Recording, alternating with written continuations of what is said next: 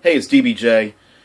This series is going to be about house rules, and there's a house rule that I use called the trigger, used in a number of events. But basically, it's the party's going through the woods, and they're going through a valley, and they're surrounded by 20 gnolls with javelins and crossbows, and they give up. Or it's a modern age, and the characters are sneaking through a warehouse, and then all of a sudden a bad guy comes up and puts a gun to the back of their head. And a lot of times this was actually spawned by a thread on the RPG Brigade talking about a knife to the throat, and an assassin puts a knife to the throat of a fighter, and how many hit points they have. But this is a little bit sideways of that. The trigger is that the player, or myself, the game master, dungeon master, flame tender, rolls the die to hit. I don't announce what the roll is, but then we start the role play it out. So an example would be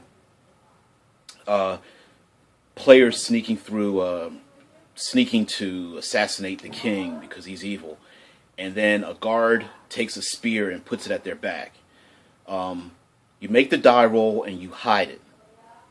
And then you say, hey, you start role-playing out. Hey, stop there. Who goes there? And the player now has the option of stopping, talking, bluffing their way out of it, or whatever. But the minute combat starts, that die roll takes effect. Okay? So, whether I rolled to hit, whether I rolled to miss, maybe the spear at the back of the assassin sneaking in to kill the king, maybe I rolled a 2 on a 20-sider or something like that. The assassin rolls out the way, takes his dagger, throws it in the guard's throat, and runs. But I could have very well rolled a 20. Assassin gets a spear right into his kidney. So the trigger is essentially just a pause in the action to maybe bluff the characters into giving up, because the scene warrants the characters giving up in a role-playing sense, not in a numbers sense. So if the characters are going through a valley and they're surrounded by 20 gnolls, instead of everybody being a top head and looking down at the character sheet and looking at how many hit points and, oh, the gnolls only have so many hit die and a chance to roll to hit or whatever, I make all the rolls and then I don't tell anybody what happens. I just say, you got to give up now. And at the moment combat starts, that's when the die roll actions happen. Now, in addition to the trigger, I'm not sure what game system I saw this in. It's like a lay-in-wait kind of thing, or a sniper thing, where a player, or myself, the game master, can aim for so many rounds and you get a bonus to hit.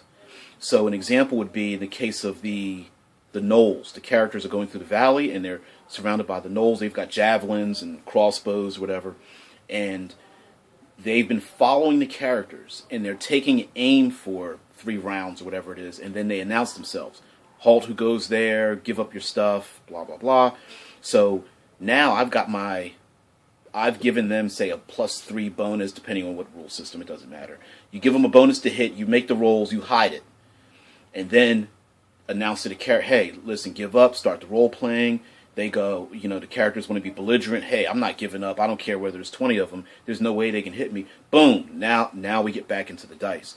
And I find that, especially if you kind of do the little bluff thing,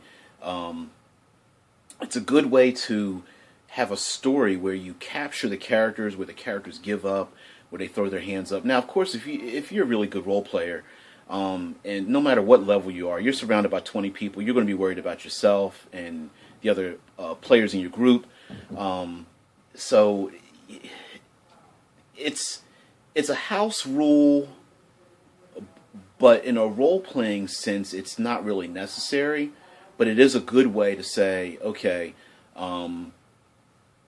it's like an if-then statement. Hey, if there's a gun to the back of your head, if you try to make a move, the gun goes off.